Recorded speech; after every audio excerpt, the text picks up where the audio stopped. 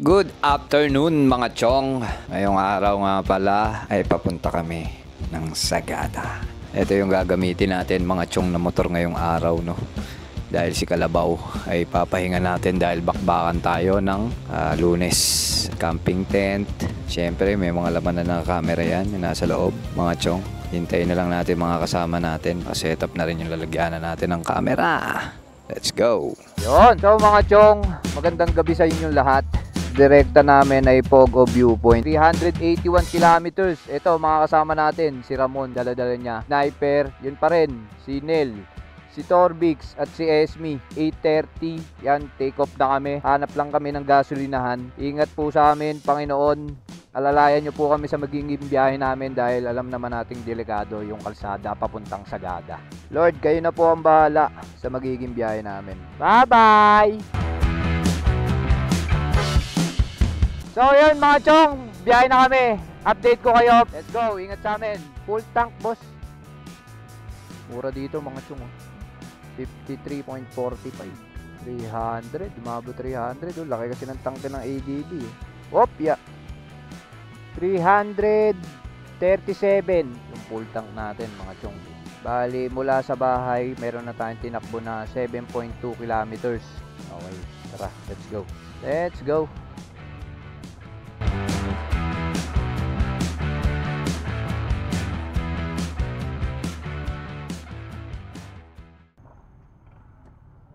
Kain muna kami mga chong dito sa Medjelos, dito sa may kahabaan ng bypass. Nakakita kami ng murang kainan. Ito yung hapunan namin bago kami dumiretso mga chong. Pares with balut, beef mami, bang silog, at saka pork silog. Kain muna kami mga chong. Tayo ang kauna-una magdidikit ng sticker. Pinayagan tayo magdikit dito. Lahat ng silog nila only rice. Madadaan kayo dito sa may kahabaan ng bypass. Madadaanan nyo itong Jelos, Balot, and Fried Eating. Paalis na kami. Kompleto na. Okay na? Tara. Let's go.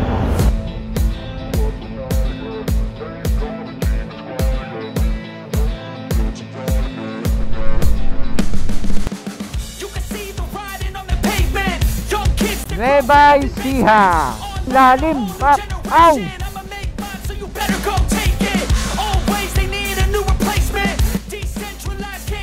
Grabe yung kalsada rito mga chong. Nakita nyo parang bitukang manok, oh. Pagkageti pababa pa taas. Villa Verde, Bagabag Road. Ganda, oh mga chong, oh. Kitang-kita naman natin yung kahamugan ng paligid. Ang oras po natin ay 5:23.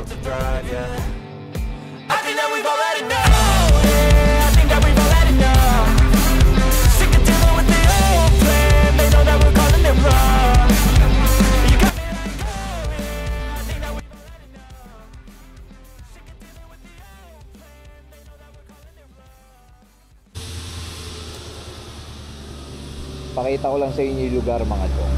Ito yung lugar na hinintuan namin bago dumating to ng Banawe, Ifugao. Ganda, oh.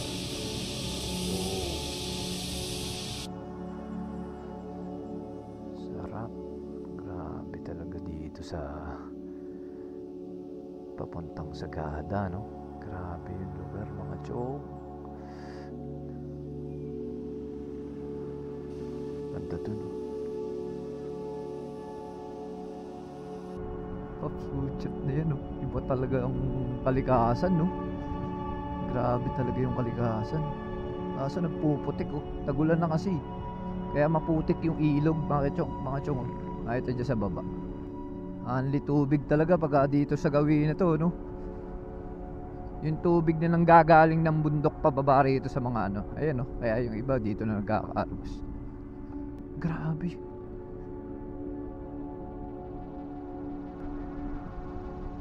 Ganda ng kalikasan, no? Ganda, oh. Kakanan tayo dito, chong, ah.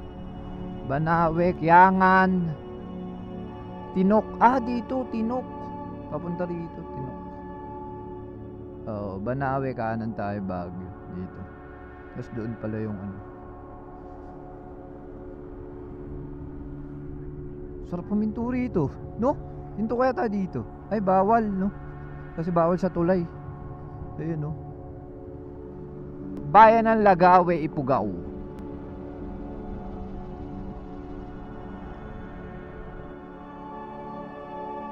The Fraternal Order of Eagles. Sobrang solid, oh. Ayun ang pinagpicturean natin, mga chong.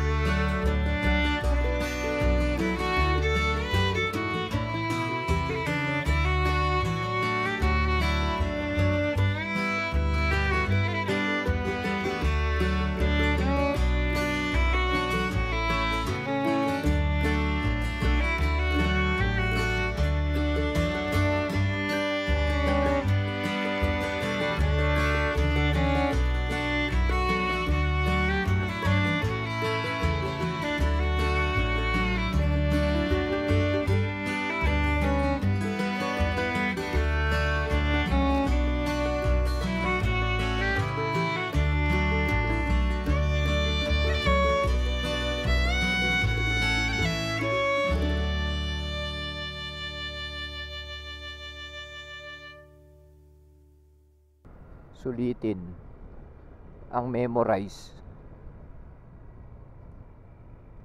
ba? Sorry. Delikado dito, mga chong, nilalagyan, no? Ngayon darating na tag-ulan, mas magiging delikado, mas mapapadalas yung mga landslide na magaganap dito. Grabe, oh. Ay, napakaganda ng Pilipinas. Ganda, oh. Ay, grabe yung pulse. Napakaganda, Paps, oh. Akitin natin. Wow. Daming gagambo.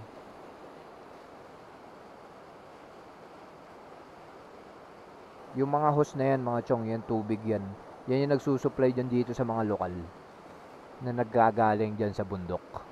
Ganda, no? Sarap maligo.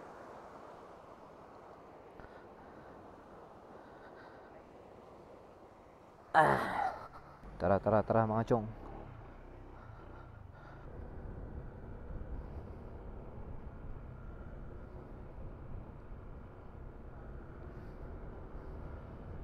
Bayo Rice Terraces Viewpoint, Barangay Bayo, Bontoc Mountain Province. Nandito tayo ngayon sa pinaka view deck. Tara, silipin natin at ipapasyal ko kayo. Ito mga chong, puntahan natin itong pinaka view deck niya. Mahihintuan lang natin dito sa may kahabaan ng mountain province na to. Naku, ito naman mga chong, makikita nyo dito sa lugar na to.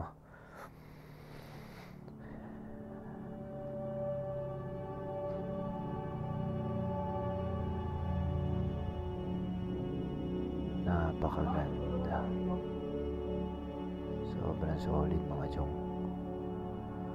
Napupuno ng pine tree yung mga kabundukan. Tapos dun sa banda na yun, rice terraces.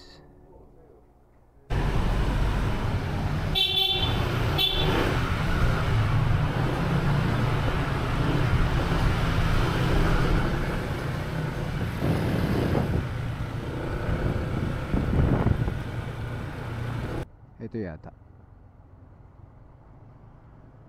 Ito nga. Tiga mo pre. Ayan, tumingin ka. Tiga mo kung gaano kalupit oh.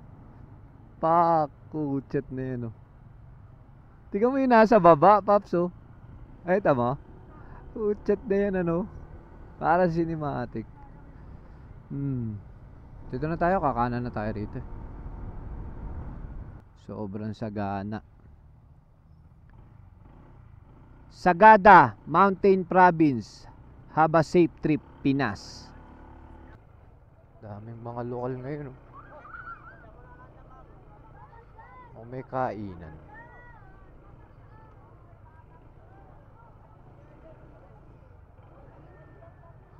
Daming mga lokal oh. Naabutan namin mga chong.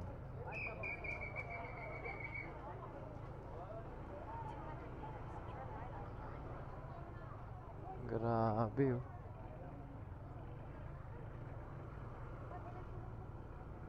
Ano kaya meron?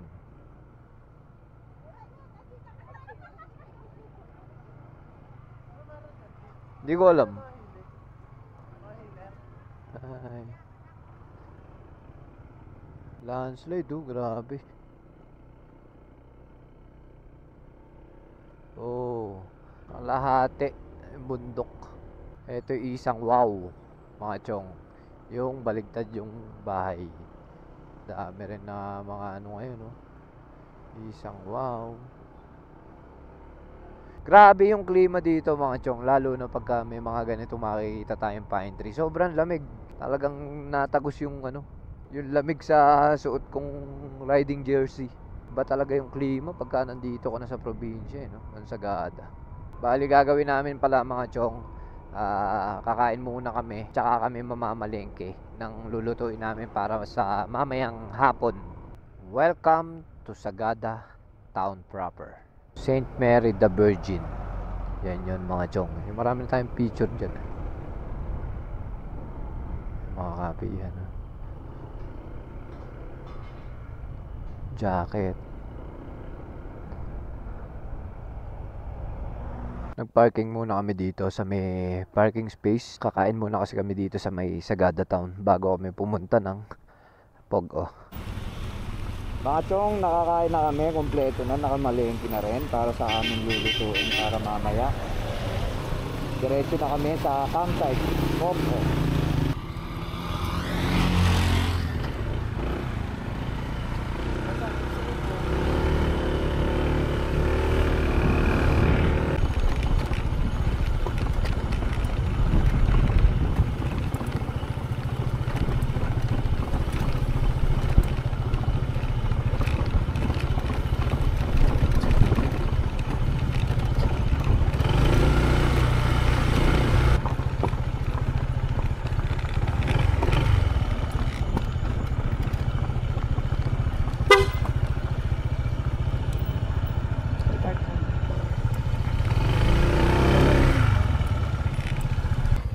Ito nga pala, ginagawa pala yung kalsada, kaya pala sabi sa akin doon, hindi raw makakaraan yung motor kahit sasakyan. Kailan ang possible na tapos niyan, bossing? Wala pa, no? Wala pa. Tagal yan, no? Oo nga. Saan ang daan namin, sir? Okay. Pagka gabi, napupuno to. Dahil sa sunrise, no? Ito yung kalsada na pagkakampingan natin. Yan, pwede na daw pala dito. Dami namin dala. Grabe oh. Dito kami mag-i-stay ng isang gabi. Grabe lusong.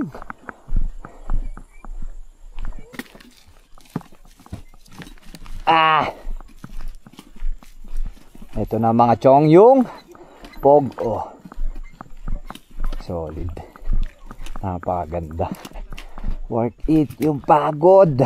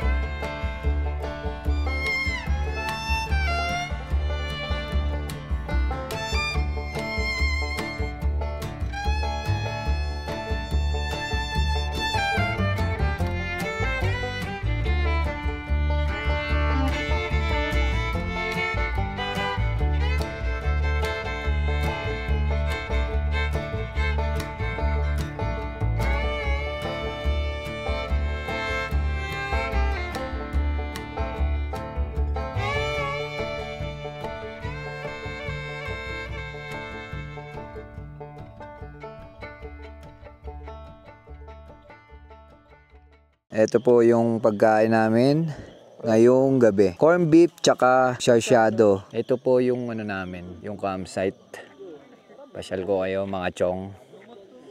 Pwede ka mag bonfire. Sa mga pupunta mga chong, ang entrance niya ay 350 per head. Overnight yun. Pagka day tour, PM nyo na lang sila sa page. Search nyo lang yung page nila. Rock Formation. Pasyal ko kayo mga chong. Dito tayo sa mas malapit sa campsite. Sobrang ganda dito mga chong. Kanina sa kuha ng drone, kitang-kita tong kabundukan. Nakakapaligid dito sa campsite, sa Pogo. Dito sa Sagada. Ngayon, eto na siya mga chong. Ayan.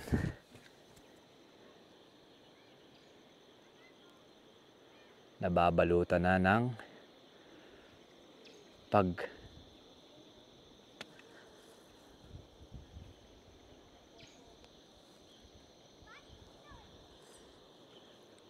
yan na mga chong. Kitang-kita natin.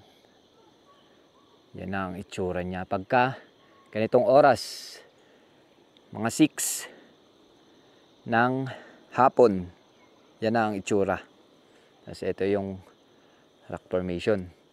Sa mga pupunta, ginagawa pa, under construction pa yung daan papunta rito. Pero malapit lang naman yung mismong parking niya dito sa may campsite. Iiwan nyo lang doon yung sasakyan or motor doon sa may taas. Yan, grabe doon oh. Hindi na makita yung lugar doon sa kabila.